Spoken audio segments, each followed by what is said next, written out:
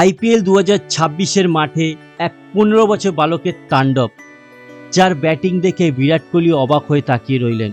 26 বলে 78 রান, কিন্তু ম্যাচ শেষে যা করল তাতে কোটি কোটি মানুষের মন জিতে নিল এই বিস্ময় বালক ভাইয়াব সূর্যবংশী।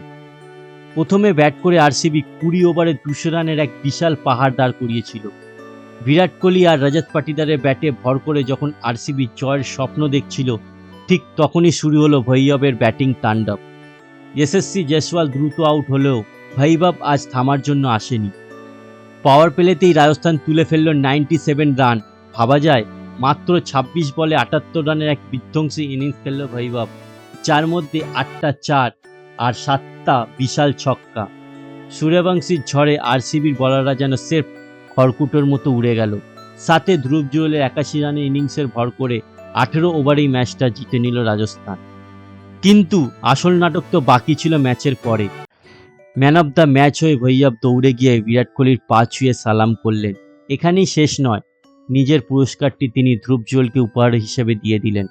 এত বড় মনের খেলোয়াড় এই বয়সে দেখা যায় না। আপনার কি মনে হয়, সূর্যবংশী কি আগামী দিনের মহাতারকা? কমেন্টে জানান, আর আমাদের চ্যানেলটিকে লাইক, কমেন্ট, শেয়ার করে দিন।